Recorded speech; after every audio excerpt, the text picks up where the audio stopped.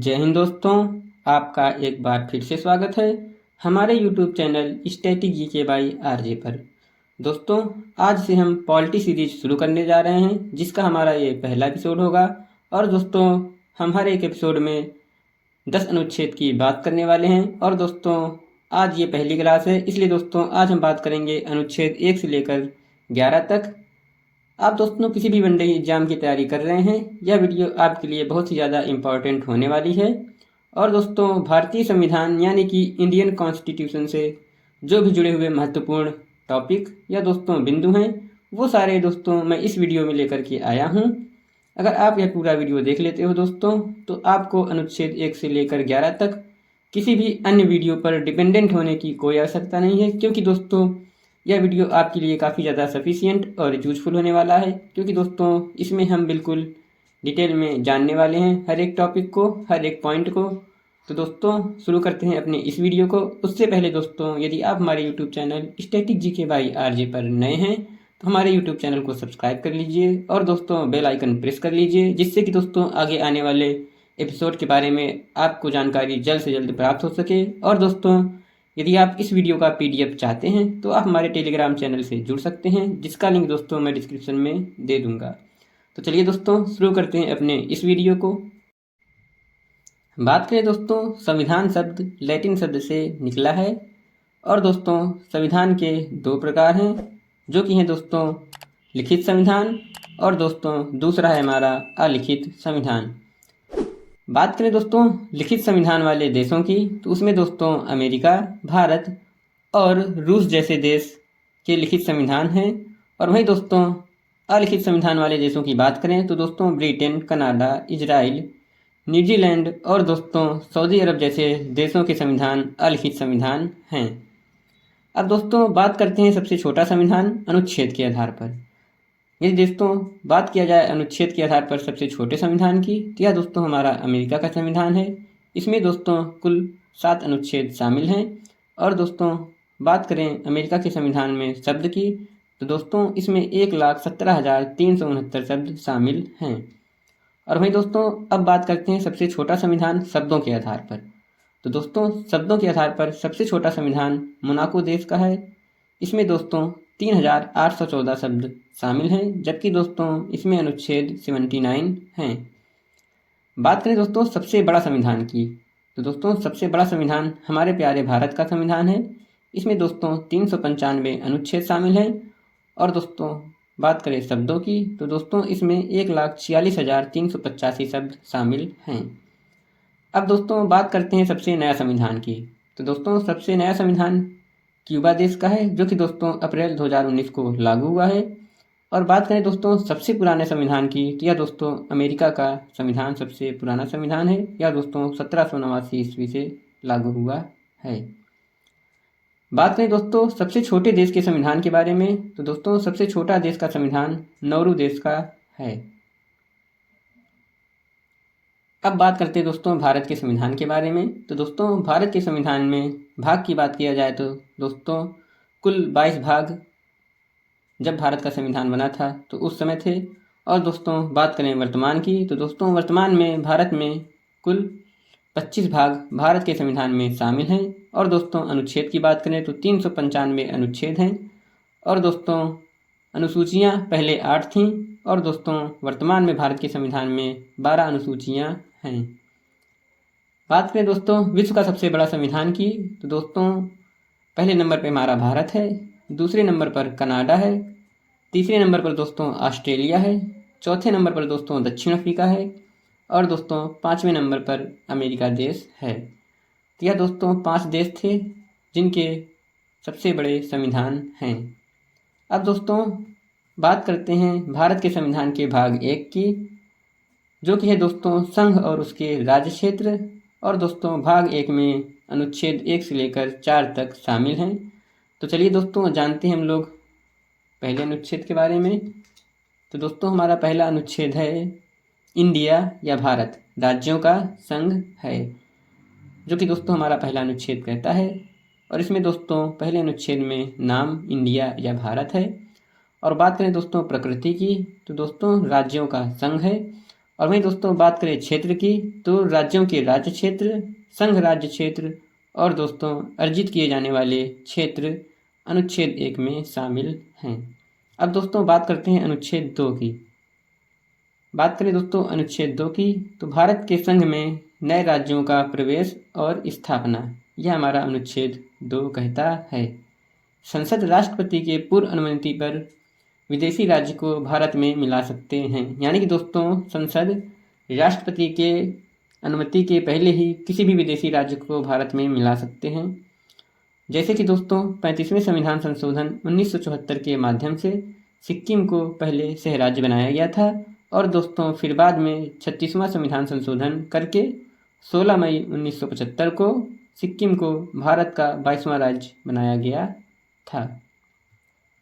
बात करें दोस्तों अनुच्छेद 3 की, तो दोस्तों अनुच्छेद 3 भारत की सीमा के अंतर्गत नए राज्यों का निर्माण और वर्तमान राज्यों के क्षेत्र, सीमाओं या नामों में परिवर्तन है। जैसे कि दोस्तों किसी राज्य का क्षेत्र कम करना, किसी राज्य का क्षेत्र बढ़ा देना, दो राज्यों को मिलाकर एक राज्य बना देना, और दोस्तों किसी राज्य का नाम में परिवर्तन की बात हो गई, या फिर दोस्तों अनुच्छेद 3 के अंतर्गत नाम क्षेत्र में परिवर्तन संसद के साधारण बहुमत से किए जाते हैं। तो दोस्तों जो भी मैंने आपको बताया अनुच्छेद 3 के बारे में, तो दोस्तों अनुच्छेद 3 के अंतर्गत नाम क्षेत्र में परिवर्तन संसद के साधारण बहुमत से ही किए जाते हैं। अब बात करते हैं दोस्तों अनुच्छेद 4 की। हमारा चौथा अनुच्छेद है दोस्तों, अनुच्छेद 2 और 3 में किए गए संशोधन साधारण बहुमत के माध्यम से किए जाते हैं। इनके लिए अनुच्छेद 368 के तहत संविधान संशोधन की आवश्यकता नहीं होती है।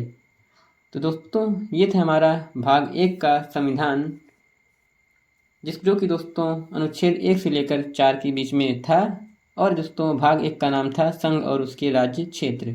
अब दोस्तों हम लोग बात करते हैं भाग 2 की, और दोस्तों हमारा भाग 2 है नागरिकता, या दोस्तों अनुच्छेद 5 से लेकर 11 तक है। बात करते हैं दोस्तों अनुच्छेद 5 की, तो दोस्तों अनुच्छेद 5 में 26 जनवरी 1950 को भारत के कौन नागरिक थे इस बारे में बताया गया है। तो दोस्तों जिसके पास भारत का मूल निवास है, जिसका जन्म भारत में हुआ हो, जिसके माता पिता या दादा दादी का जन्म भारत में हुआ हो या भारत का नागरिक हो, और दोस्तों संविधान लागू होने से 5 वर्ष से भारत में निवास कर रहा हो। तो दोस्तों अनुच्छेद 5 में 26 जनवरी 1950 को भारत के नागरिक कौन कौन थे उसके बारे में समझाया गया है। अब दोस्तों बात करते हैं अनुच्छेद 6 के बारे में। तो दोस्तों हमारा अनुच्छेद 6 कहता है पाकिस्तान से भारत आने वाले लोगों के बारे में प्रावधान। तो दोस्तों इसमें पाकिस्तान से जो लोग भारत आए हुए हैं उनके बारे में प्रावधान की बात की गई है, जो कि है दोस्तों जो व्यक्ति 19 जुलाई 1948 के पहले भारत आया है, यदि उसके माता पिता, दादा दादी, नाना नानी भारत के नागरिक हैं तो उसे स्वतः नागरिकता मिल जाएगी। बात करें दोस्तों जो व्यक्ति 19 जुलाई 1948 के बाद भारत आए हैं तो उनको दोस्तों 2 तरह से नागरिकता प्राप्त होगी। और दोस्तों पहला तरीका है उसमें से उसके माता पिता, दादा दादी, नाना नानी भारतीय हों, और दोस्तों दूसरा है भारत में परमिट प्राप्त करने के बाद 6 महीने निवास करें। तो यह दोस्तों हमारा अनुच्छेद 6 था, जो कि दोस्तों पाकिस्तान से भारत आने वाले लोगों के बारे में प्रावधान के बारे में बात की गई थी। अब हम दोस्तों बढ़ते हैं अनुच्छेद 7 की तरफ। हमारा अनुच्छेद दोस्तों 7वां है भारत से पाकिस्तान जाने वाले लोगों के बारे में प्रावधान। तो दोस्तों जो भी नागरिक भारत से पाकिस्तान गए हैं उनके बारे में अनुच्छेद 7 में प्रावधान दिए गए हैं, जो है दोस्तों यदि कोई व्यक्ति 1 मार्च 1947 से पहले भारत से पाकिस्तान गया है तो उसे भारत की नागरिकता नहीं मिलेगी। और वहीं दोस्तों दूसरा है हमारा यदि 1 मार्च 1947 के बाद गया है और यदि 19 जुलाई 1948 से पहले आ गया है तो उसे भारत की नागरिकता सामान्यता मिल जाएगी। और दोस्तों यदि वह 19 जुलाई 1948 के बाद आया है तो परमिट नियम के तहत 6 महीने निवास करने पर भारत की नागरिकता प्राप्त होगी। तो यह दोस्तों हमारा अनुच्छेद 7 था, जिसमें दोस्तों भारत से पाकिस्तान जाने वाले लोगों के बारे में प्रावधान दिए गए थे। अब हम दोस्तों बात करते हैं अनुच्छेद 8 की। तो दोस्तों हमारा अनुच्छेद 8 है भारत के बाहर रहने वाले भारतीय उद्भव के कुछ व्यक्तियों के नागरिकता के अधिकार के बारे में इसमें बात की गई है। जैसे कि दोस्तों, यदि उस व्यक्ति के माता पिता, दादा दादी, नाना नानी भारत के नागरिक हैं। अब दोस्तों हम बढ़ते हैं अनुच्छेद 9 की तरफ। हमारा अनुच्छेद 9 है दोस्तों, यदि किसी व्यक्ति या नागरिक ने भारत की नागरिकता छोड़ किसी अन्य देश की नागरिकता स्वेच्छा से ग्रहण कर ली है तो उसकी भारत की नागरिकता स्वतः समाप्त हो जाएगी। तो यह दोस्तों हमारा अनुच्छेद 9 कहता है, यदि किसी नागरिक ने किसी अन्य देश की नागरिकता ले ली है तो दोस्तों भारत की नागरिकता अपने आप समाप्त हो जाएगी। अब हमारा दोस्तों अनुच्छेद 10 कहता है, जो कि दोस्तों नागरिकता के अधिकारों को संसद के संविधान करने तक बना रहना, अर्थात अनुच्छेद 5, 6, 7, 8 और 9 में दिए गए सभी प्रावधान संसद के अनुमति तक बने रहेंगे। अब दोस्तों हमारा अनुच्छेद 11 है, जो कि दोस्तों इस वीडियो का आखिरी अनुच्छेद रहने वाला है, और यह दोस्तों नागरिकता के संबंध में विधि बनाने का अधिकार सिर्फ भारत के संसद को प्राप्त है। अतः राज्य सरकार या विधानमंडल नागरिकता के संबंध में विधि बनाने का अधिकार नहीं रखता है। और दोस्तों संसद ने अपने इस अधिकार का प्रयोग करके नागरिक संशोधन अधिनियम 1955 का निर्माण किया है। और दोस्तों नागरिकता संशोधन 1955 में और उसके अलावा दोस्तों वर्ष 1986, 1992, 2003, 2005, 2015 और दोस्तों 2019 में संशोधित किया गया है।